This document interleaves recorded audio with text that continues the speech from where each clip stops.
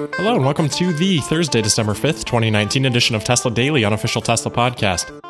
My name is Rob Maurer. Today we are talking about an updated analyst note from Morgan Stanley's Adam Jonas, new firmware 2019.40.2, some more news on the solar roof. We'll briefly talk about any updates on Elon Musk's trial, and then there's some news on the iPace as well as GM and LG. So a lot to go through today.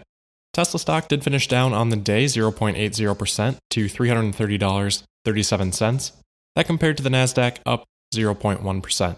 Quick note before we jump in, for people that are supporting on Patreon, I did just post the December 2019 update today.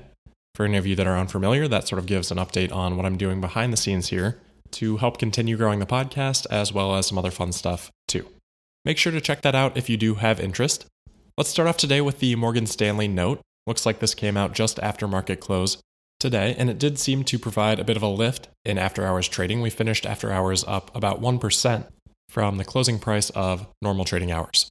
The reason for that is that Adam Jonas increased his bull case price target on Tesla from $440 per share to $500 per share.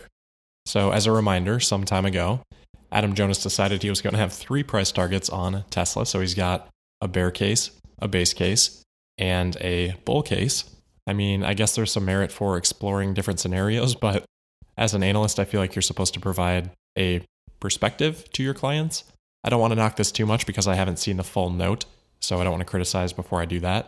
I'm not sure if he has some sort of probability weightings on those different cases. If so, that seems totally fine. But either way, that adjustment today was only on the bull case. So he left his base case at $250 per share as a price target with an equal weight rating, and his bear case, which you may remember because it made a lot of news, at $10 per share. Again, I don't have the full note. If you do and want to send that over, that'd be appreciated. But CNBC did have some details on it. They are saying that Adam Jonas says, in an optimistic scenario, quote, he sees Tesla selling 100,000 Cybertrucks by the end of 2024 at an average price of $50,000, end quote. I wouldn't have too much of an issue with that, other than the fact that that's described as an optimistic scenario. I think that's very conservative, especially given that we do know the pre-order numbers. To put sales 3 years into the targeted start of production at only 100,000 units, and I'm not even sure if that's an annualized number or a cumulative number, but that's probably only about 1/3 of the number of pre-orders that Tesla has today for the Cybertruck. The Model 3, just 2 years after the start of production, is already basically at a run rate that's equivalent to the number of reservations that it received in its first week after unveiling. Now, of course, there are differences between the two reservation processes. The Model 3 deposit was $1,000. Cybertruck is only $100. We've talked about this stuff before, but there was also the looming expiration of the federal tax credit that was a much stronger incentive to reserve, and there's no expectation of anything like that for the Cybertruck to encourage that same number of reservations. So it's not as simple as just discounting the Cybertruck reservations because of the lower initial deposit. So yeah, I think this is a good quote for us to revisit in 5 years. On the other hand, Jonas was a bit more bullish on Gigafactory Shanghai, with CNBC saying, quote, additionally, Jonas believes Tesla's Gigafactory in China could perform better than anticipated and reach a production rate of 450,000 units per year by 2024/2025, end quote. So let's say Tesla sort of hits their targets and enters 2021 at 150,000 per year. That would mean essentially a tripling of production in the span of 3 to 4 years. That seems quite a bit more reasonable than the Cybertruck estimates. I would still say there's probably upside to that in a quote-unquote optimistic scenario, but I think it is fair enough. Now, then counteracting that again, Jonas said, quote, to be clear, we are not bullish on Tesla longer term, especially as over time, we believe Tesla could be perceived by the market more and more like a traditional auto OEM. We are prepared for a potential surge in sentiment through the first half of 2020, but question the sustainability, end quote. I actually feel directly opposite of that. I think as time goes by, it's going to become more and more clear how different Tesla is from traditional OEMs. Technology is only going to continue to become a bigger and bigger part of the vehicle, and the other non-automotive pieces of Tesla's business are only going to continue to become bigger and bigger parts of the business, specifically speaking about solar and storage here. The other interesting snippet that CNBC included was, quote, we are cautious on Tesla's prospects in China, given geopolitical / Committee on Foreign Investment in the United States concerns, we believe that the Model Y will likely cannibalize a significant amount of demand for the Model 3, and see Berlin Giga as a first step for Tesla to ultimately be seen by investors as an auto company rather than a high-growth tech firm, with valuation reflecting that at some point, end quote. So I think this is the second time this week that we've had to talk about demand concerns either for the Model Y or the impact of Model Y on Model 3. So we're starting to see a bit of a trend here. Demand concerns are starting to creep in again as Tesla seeks to take that next step up in production by adding Model Y and adding Gigafactory Shanghai. And I think those concerns are going to linger until Tesla gets that production up and is able to prove that the demand is there. Now, the extent that those concerns impact the share price, I think, is really a question of the profitability that Tesla is able to show in sort of that interim period. If they can surprise to the upside there, that will certainly do really good things for the share price that may offset any of these lingering demand concerns. Strong profitability in that interim period greatly reduces the risk if somehow that demand ended up not being there in the future. That would hypothetically give Tesla room to scale back and still be a sustainable business, or it opens up more pricing and marketing flexibility if Tesla needs to go out there and sort of capture more demand. Now, I'm not saying I think that demand is going to be an issue. I'm just saying that if it were to become an issue, improving profitability would mitigate that. So even if it doesn't eventually become an issue, improved profitability should improve the risk-reward outlook on the stock, which should drive the price up. Which I realize is a pretty obvious statement, but I think there are some underlying elements here that aren't necessarily normally the case. It's not just about, improved profits is good. There are some other factors here as well. All right, so let's move on from the analyst note and into the next topic, which is firmware. There's an update, 2019.40.2, that has begun rolling out, and it has a couple new features, the first of which is called adjacent lane speeds, which Tesla describes in the release notes as, quote, when your vehicle is moving at a significantly faster speed than vehicles in neighboring lanes, Autopilot now automatically reduces your driving speed. This is helpful in heavy traffic situations, or when there is a long line of vehicles merging into a different lane or exiting onto an off-ramp. When your vehicle detects that adjacent lane traffic is significantly slower, the lane is highlighted with arrows and its vehicles are highlighted gray in the driving visualization. This speed adjustment can be temporarily overridden by pressing the accelerator pedal. End quote. So definitely a potential safety add here. I could see this in some circumstances getting annoying, so it's going to be interesting to see how effective the implementation is.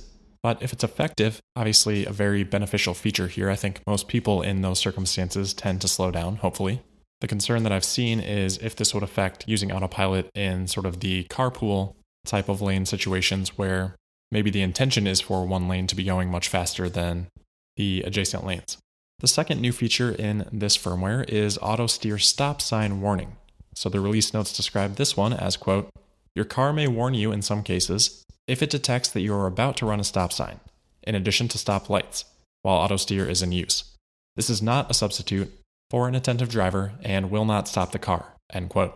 When I first saw this, I thought this had already been added, but I was misremembering it was actually stop lights that were added previously. That was back in May. So now we're getting a similar warning for stop signs in this release. So very nice to see it added, but obviously we've had stop lights in there for 7 months or so now, and we haven't seen much further utilization of that in Autopilot. So while this is good to see, it's not necessarily a sign of any major progress being imminent.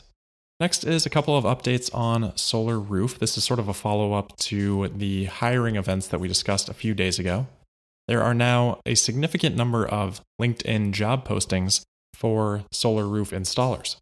There are currently 62 of these positions listed, and about half of those have gone up in the last 3 days. Tesla describes the position by saying, quote, the roofer will be part of Tesla's energy field operations team, responsible for completing residential re-roofs and Solarglass roof installations. This is an exciting and one-of-a-kind role in scaling to market our newest Solarglass roof product, while enabling our mission to accelerate sustainable energy generation. This person will work collaboratively with the team to complete high-quality jobs on time and ensure safety of all team members and oneself. The ideal candidate should demonstrate enthusiasm for Tesla's mission and a steadfast commitment to customer service. End quote. So in addition to those hiring events, good to see a lot of these positions go up the last few days. The other small update, which we'll file under the rumor category, comes from TMC user space_S3X, who reports that, quote, I had a chat with one of the Tesla energy persons last week. He said, parentheses, gist of it, Elon's goal is to install 100 V3 solar roofs in December. They already have some engineers working on the V4 of the solar roof, parentheses, no other detail. They're going to ramp up the solar roof installations like crazy next year, parentheses, no further detail. Everyone on the energy side is super busy, parentheses, himself included, and they've increased hiring significantly, end quote.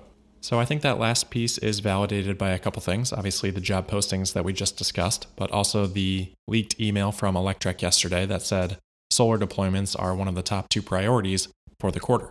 The 100 roof goal for December to me seems plausible. I think if it were more than that, we'd be hearing a lot more about it. And the ramping piece should not be a surprise, but it's good to hear that again. The last piece in there is that version 4 comment, which may seem a little bit surprising, but that's just Tesla style. When they ship a product, they immediately go back to work to either improve it or to move on to another product line completely. And at this stage in the solar roof's life, obviously it's still very early stage, so for them to continue to iterate on it makes complete sense. Rounding out the Tesla-specific news for today, just a quick update on the Unsworth versus Musk trial as it headed into day 3 today. This time it was Unsworth's turn to take the stand. And the most newsworthy moment of the day seemed to be Elon's lawyer asking Unsworth, quote, do you believe Mr. Musk is so cold-hearted that he was sending over the sub with no regard for the children's lives? Are you willing to apologize to Mr. Musk for saying that it was just a PR stunt? End quote. Unsworth responded to that by saying, quote, my insult was to the tube and not Mr. Musk personally. I'm not sure how I need to apologize. It was my opinion at the time, and I stand by that opinion. End quote. Look, none of this is a good situation, and obviously Elon should have acted differently in this situation, but to say that you should stick your submarine where it hurts is an insult to the submarine and not to Elon Musk is a pretty ridiculous argument to try to make, in my opinion. So I guess that's the update for today's trial. We'll move on then to the iPace, for which Jaguar has let some owners know that there will be a significant software update improving range by roughly 8%. One of these emails from Jaguar was sent in to Electrek, and in that email they say that, quote, changes to the torque distribution of the permanent all-wheel drive system will deliver greater efficiency when driving in eco mode, while refinements to thermal management control will see the active radiator vanes close more often to enhance aerodynamics. The battery will also run to a lower state of charge than previously without affecting drive ability, durability, or performance, end quote. They also noted updates to regenerative braking as well as to the user interface. Now, to get these updates, iPace owners will have to go to the dealership, but apparently part of this update should enable greater over-the-air update capability going forward. So that part remains to be seen, but a lot of progress here in one software update from Jaguar. Lastly today, this morning, GM and LG Chem announced that they will be establishing a joint venture to build a battery factory in Ohio in the Lordstown area. Mary Barra, GM CEO, said in a post on LinkedIn this morning, quote, General Motors and LG Chem are establishing a new equally owned joint venture to mass produce battery cells in the US for future battery electric vehicles. The battery is the most expensive component in an electric vehicle. By combining forces and our collective expertise in battery science, our goal is to reduce battery costs significantly to industry-leading levels, end quote. GM and LG Chem together will invest up to $2.3 billion by 2023 in the joint venture with a targeted capacity of 30 gigawatt hours annually with flexibility for expansion. So if everything goes perfectly, GM and LG will be roughly where Panasonic and Tesla were a couple months ago in 2023. Nevertheless, good to see at least some investment. So that'll wrap it up for today. As always, thank you for listening. I'd also encourage you to follow me on Twitter at Tesla Podcast. If you have questions or feedback, you can send those to me at tesladailypodcast@gmail.com. And if you want to support the podcast, you can learn more about doing that at patreon.com/tesladailypodcast. Don't forget to subscribe, and I'll see you tomorrow for the Friday, December 6th episode of Tesla Daily. Thank you.